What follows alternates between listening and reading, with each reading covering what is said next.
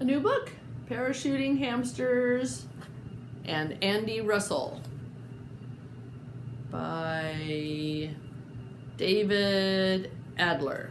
Okay, chapter 1, Eddie quit? She has no pets? Andy Russell said. He turned and looked directly at his friend Tamika Anderson. No games, no toys, and no TV? What will we do all weekend? It was Friday afternoon. Andy and Tamika were in the back seat of Andy's father's car. They were on their way to Tamika's Aunt Mandy and Uncle Terrence's apartment. Andy and Tamika were going to spend the weekend with them. My Aunt Mandy says she lives in the most exciting city in the world, said Tamika. She goes to museums and restaurants, and when I visit, that's where she takes me. There's a great natural history museum in the city with lots of dinosaur skeletons. Maybe we can go there, Andy said. There's a zoo, and you know what a zoo is? It's a live animal museum. And I love pizza restaurants. Going to museums and restaurants could be fun. Sure it will, Tamika said. Even if the museum just has pictures and statues in it and the restaurant doesn't serve pizza. No animals? No pizza? You'll see, Tamika reassured Andy. You'll have a good time, but you should know my Aunt Mandy believes in proper etiquette. Aha! Andy declared, as if he had just made some great discovery. And I know why proper Eddie quit.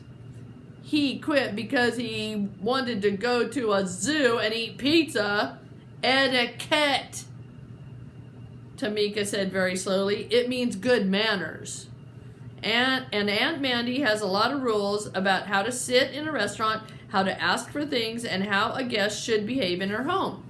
Andy looked at his father. Maybe this isn't such a good idea, Andy said to him. I'm not always good with all that please and thank you stuff, and I don't know if I'll survive a whole weekend without animals, pizza, games, and television. Maybe Tamika should go to Aunt Mandy land without me. Give it a try, Mr. Russell encouraged Andy. A weekend isn't such a long time. Tamika's aunt and uncle are expecting you. Give it a try, Andy repeated. That's what you told me when I didn't want to go to the first day of kindergarten. Give school a try. Well, I gave it a try. That was more than 4 years ago, and I'm still trying. You know, a kid can get tired of giving things a try, especially this kid. Mr. Russell promised, you won't be at Aunt Mandy's that long. They were driving across a bridge on their way to the city. Andy looked out the car window. Would it be bad Eddie quit if I changed my mind? He asked. Yes, it would, Mr. Russell told him. Andy said. He looked across the river at the tall buildings in the city and said softly, How do you do?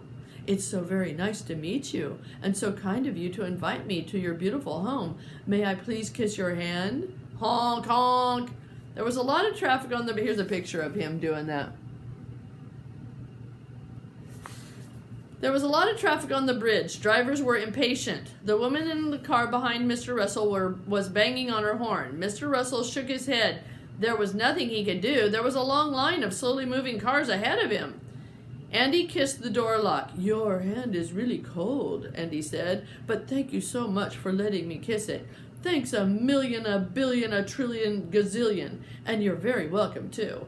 Why are you talking to the car window? Tamika asked Andy. I'm practicing, Andy answered. And did you notice how polite I was to the window? I said please, I said thank you, and I even kissed the car's window hand. You're cashews, Tamika told him. Totally nuts. I may be salty and curved with points at each end like a cashew, but I'm polite, and I'm very polite. No, I'm a very polite nut. You sure are salted, Tamika said, pointing her head. Pointed to her head. Real salted. Honk. Andy looked back. A large bus was behind them now, and the driver had honked. Andy looked around. Their car was surrounded by other cars, taxicabs, and delivery trucks. He looked at the sidewalks and saw lots of people walking and others waiting at corners to cross the street. He looked at the many tall buildings. It's happening again, Andy said. Every time I come to the city, I feel like a teeny tiny feeder fish. Andy had a pet snake named Slither. It ate feeder fish, minnows. he bought at the pet shop.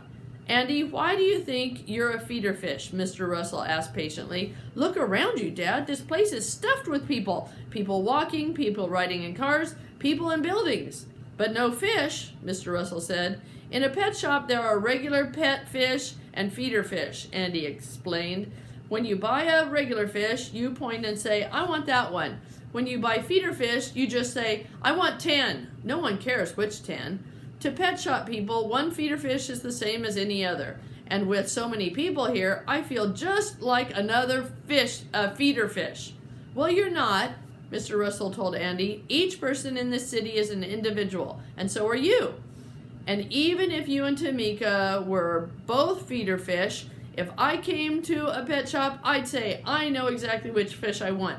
I want that cute boy fish with the reddish brown hair and that pretty girl fish with the curly black hair. Thank you, Tamika said. Yeah, thanks, Dad, Andy said. Just don't leave me too long in that fish tank. I don't want my skin to get all wrinkly. And please, don't leave me too long at Aunt Mandy's. Who knows? Maybe my skin will get all wrinkly from all that please and thank you stuff.